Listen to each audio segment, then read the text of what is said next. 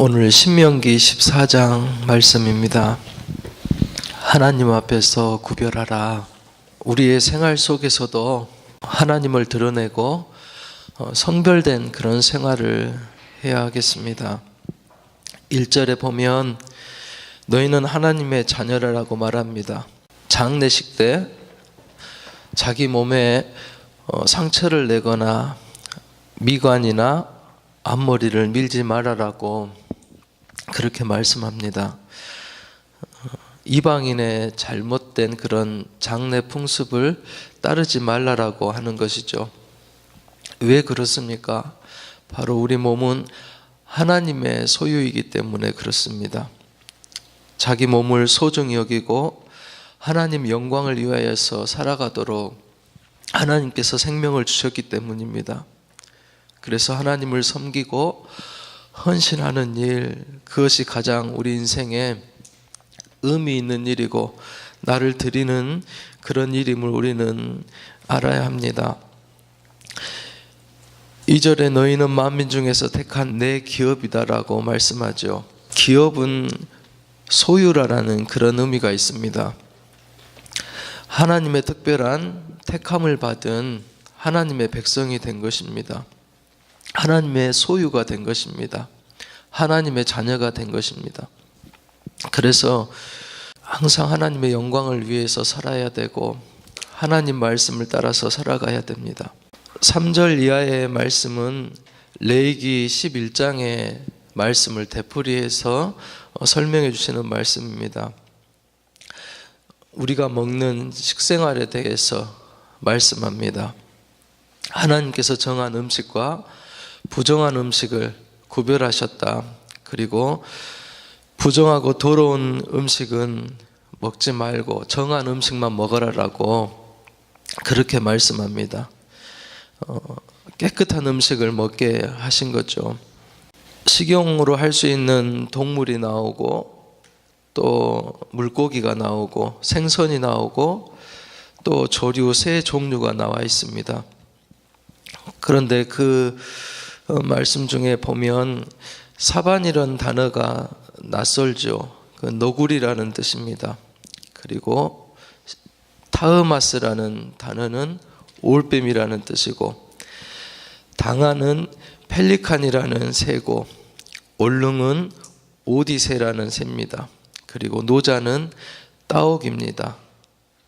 18절의 대승은 벌레를 잡아먹는 우리나라에는 없는 그런 새더라고요. 말씀을 보면 먹어서는 안 되는 음식인데 우리들이 많이 먹고 있어요. 돼지고기도 구분 갈라졌는데 색임질을 하진 않는 고기여서 먹으면 안 된다라고 성경에 되어 있어요. 그런데 우리는 많이 자주 먹죠. 그리고 또 장어나 메기, 갈치 이런 종류들은 생선들은 성경에는 먹지 마라 그랬는데 우리는 먹어요. 비늘이 없는 것은 물을 거슬러서 못 올라가요. 비늘이 있고 지느러미가 있어야지만이 물을 거슬러 올라갈 수가 있어요. 음식을 구별해서 그렇게 먹으라고 하셨는데 이 신약 시대에 와서는 예수님께서 이렇게 말씀하셨어요. 마가복음 7장에 보면 무엇이든지 밖에서 사람에게로 들어가는 것은 능히 사람을 더럽게 하지 못하되 사람 안에서 나오는 것이 사람을 더럽게 하는 것이니라. 그러시면서 19절에 보면 모든 음식물은 다 깨끗하다 하시니라 라고 말씀하시는 것을 볼 수가 있어요. 먹는 것으로 사람이 정하고 부정한 것이 결정되는 것이 아니라 사람 안에 자리하고 있는 마음으로 그 정한 것과 부정한 것이 결정된다라고 그렇게 말씀하셨어요. 또 우리가 잘 알고 있는 사도행전 10장에도 보면 베드로의 환상 속에서 고넬료를 만나기 전에 그런 환상을 주시잖아요. 하나님께서 깨끗하게 하신 것을 내가 속되다 하지 말라. 이방인을 만나는 것, 그것을 환상으로 먹지 못하는 가증한 물건을 보에 싸서 내려 보여주시는데 하나님께 나는 이걸 먹지 못하는 부정한 음식입니다. 먹을 수 없습니다라고 말할 때 하나님께서 주신 말씀이 내가 깨끗하게 한 것을 속되다 하지 말라라고 그렇게 말씀하셨어요.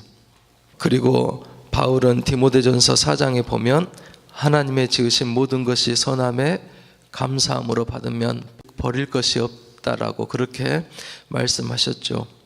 먹을 것을 하나님께서 구별하게 하신 이유는 식생활 속에서도 우리가 흔한 음식 문화 속에서도 하나님의 자녀임을 의식하고 살아가라는 그런 말씀이죠. 그리고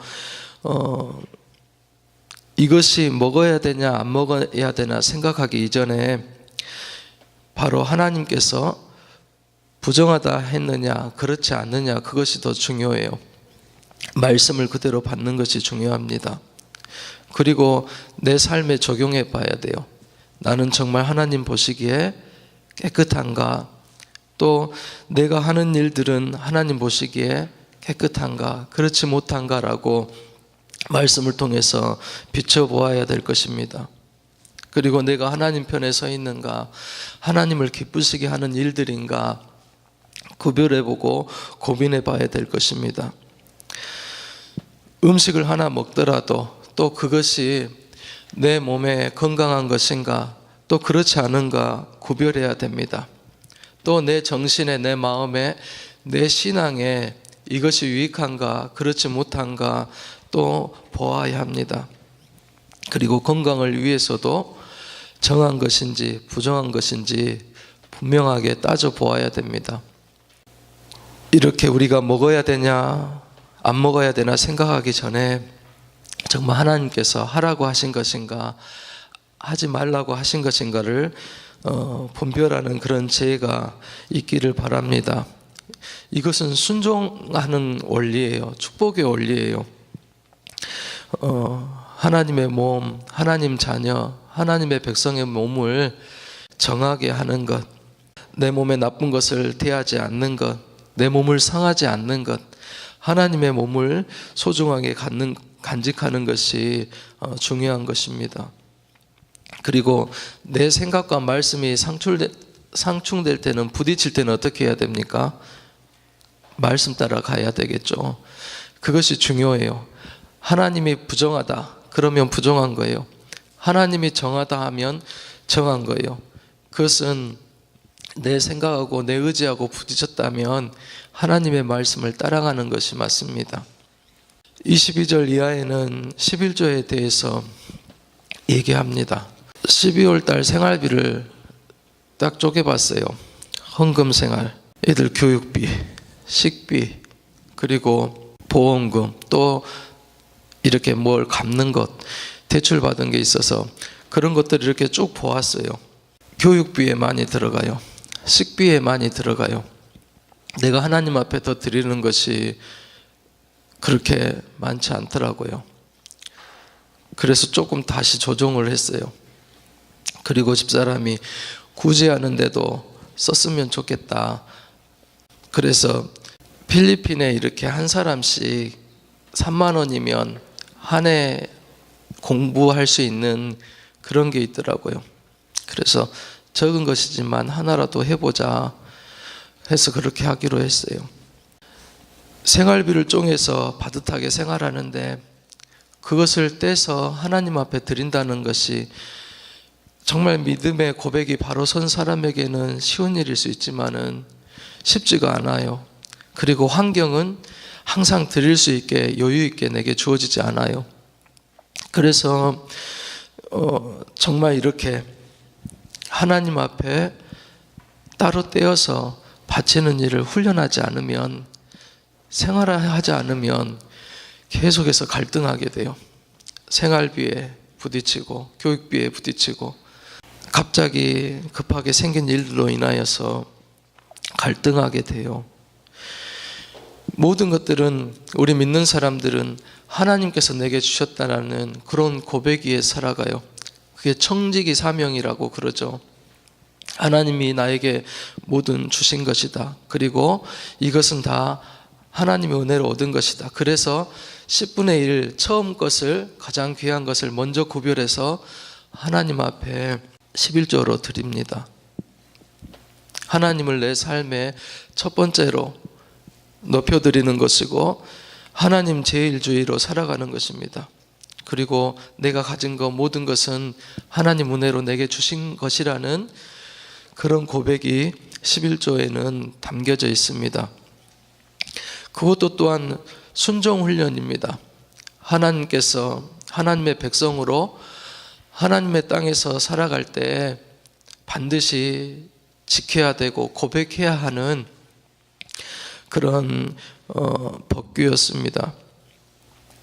23절에 보면 그러죠. 여호와 경외하기를 항상 배울지라라고 그렇게 말씀합니다. 11조를 드리면서 하나님 경외하는 법을, 하나님을 높이는 법을 배운다는 것입니다. 하나님이 원하시는 장소에서 하나님이 원하시는 때에 지시하신 내용으로 드리면서 하나님 경외하는 것을 훈련하게 하신다는 것입니다. 그리고 이 모든 것들이 하나님이 내게 주신 것이라는 감사를 드리게 되는 것입니다. 내 생활비 속에서도 하나님 것을 먼저 떼어드릴 수 있는 그런 마음, 하나님이 나에게 모든 것을 주셨다라는 그런 고백, 그것이 너무나도 중요합니다. 그 고백이 우리 삶 속에 있기를 바랍니다. 그리고 헌금을 드릴 때 꼭 생각해야 됩니다. 내 것을 겨우 떼어서 드리는 것이 아니라 하나님의 것을 하나님께 바치는 것입니다. 앞에는 성면에 대해서 얘기했어요. 내 몸이 누구 것이라는 거예요? 하나님 것이라는 거예요. 그래서 하나님의 영광을 위해서 살아가는 것, 또 구별되게 살아가는 것이 너무나도 중요해요.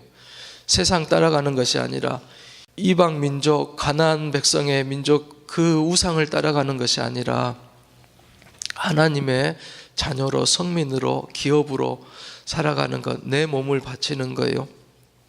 그리고 또 음식 먹는 것, 그것을 통해서 정말 하나님이 원하시는 것, 하나님이 정하다 하시는 것, 부정하다 하시는 것, 그것을 구별하고 내 마음을 깨끗하게, 내 몸을 깨끗하게 하나님 앞에 드리고 바치는 거예요.